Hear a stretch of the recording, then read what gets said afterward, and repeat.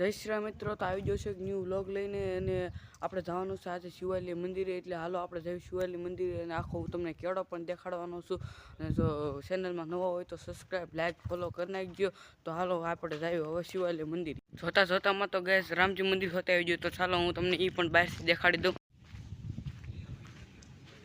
તો ગાય શિવાલય આવી ગયું છે, તો હાલો હું તમને દર્શન કરાવું અને જોઈ લો જો શિવાલય કેવું મંદિર છે. તો ગાય શિવાલય છે, તમે જોઈ શકો છો. ચાલો આપણે અંદર દર્શન કરવા જઈએ.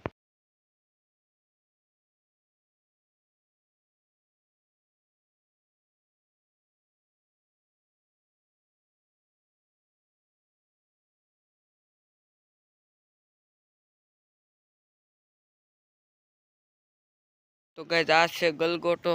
ગલગોટો મેં ઝૂકીને લીધો એ વાળો ગલગોટો છે ગાય.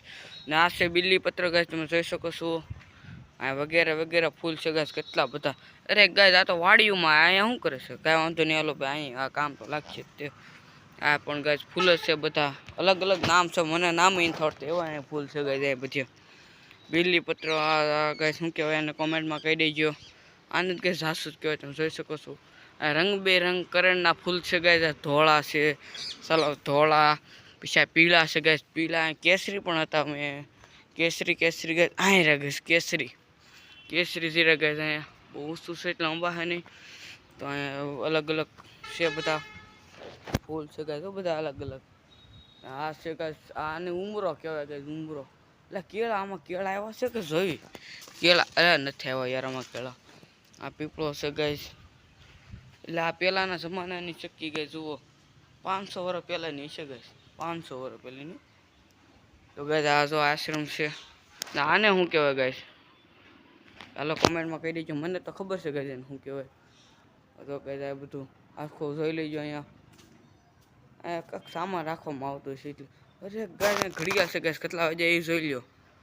કેટલા વાગે મને ખબર નથી, લગભગ તો 5:30 થયા છે એવું લાગે છે. મંદિરની ટોય જોઈ લો ગાય. મંદિરની ટોય છે ભૂલાઈ ગયું. આ બધા ગાય જોઈ શકો કેવું દૃશ્ય, કેવું મજા રાખે ગાય. આ બ્લોક પણ છે. આ હા ત્રણ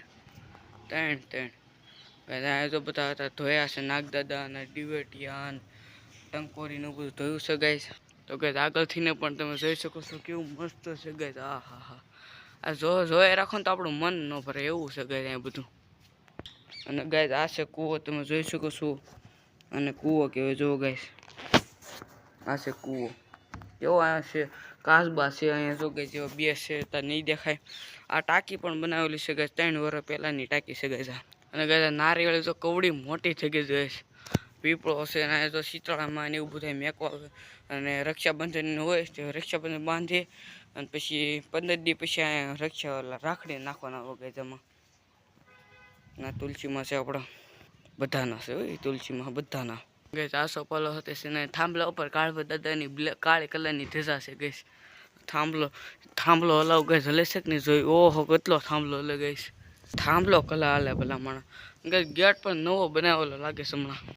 તો ગાય અહીંથી આખું ગામ જોવો તમને બધું કાળું દેખાતું છે, કારણ કે સુરત દાદા આડા છે એટલે બધું અહીંયા જો પાણીપુરીની લારી હોય તો આપણે પાણીપુરી ખાવાનો એક વિડીયો બનાવવો છે, પણ આપણે પાસે પૈસા તો કંઈ હોય નહીં ગાય, એટલે ન બનાવી ગયું આપણે. તો ગાય આ છે શિવલિંગ, તમે પણ દર્શન કરી લો. હવે ગાય આખું અંદર ચાલો તમને દેખાડી દો. ગાય આ બાજુ જોઈ લો. ગાય ઉપર પણ કેવું મસ્ત છે ગાય. આ શંખ છે ગાય. તમને વગાડતા આવડતું હોય તો યસ લખી દેજો કોમેન્ટમાં. ના છે પોઠિયા દાદા. ના છે કાસબા દાદા. વિષ્ણુ ભગવાન કહેવાય, સોરી. કાળભૈરવ દાદા પણ છે ગાય અહીંયા. તો ગાય આપણે એટલા ફૂલડા ઉતારી લીધા છે, તો જે ઉતારવાના છે બાકી છે ગાય. તો હાલો આપણે ઉતારી ફૂલડા. મુંજારી છે ગીત ગાવાના છે એ પણ હું તમને સાંભળાવી. ગીત તો નહીં પણ દુહો ગાવાના છે. 2 દુહા ગાવાના છે. હાલો તમને સંભળાવી દુહા કેવા ગાય છે. જો તમને સારા લાગે તો લાઈક, ફોલો, સબસ્ક્રાઈબ કરી દેજો. ચાલો એ કેમ ગાય છે એ આપણે જોવા જઈએ.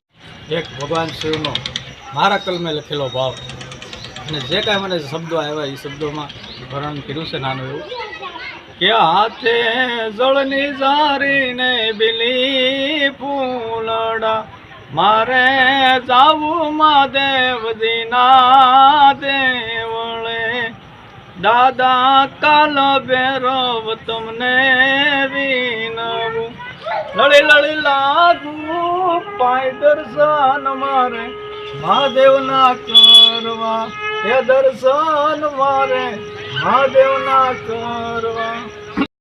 પૂછો તે બુરડાનો હારા મહાદેવજી, મેં તો પૂછો બુરડાનો પણ મારા શબ્દોના એ બુરડાને લેજો ને વધારી રે ઓરા. પણ મારા શબ્દોના એ બુરડાને લેજો ને વધારી રે ઓરા. એ બુધ પાસનું સારું જો એમ પાડોશીઓ સાહતા, આજ ભાઈ ક્યાં ભાળી શકે છે ભાઈને યાદ જતા. ઈવા લપતણી વીરડી ગંભીર સુમાને ઢોળિયા, શંકર ઉમાના સાહિબા દાદા ઢોળિયા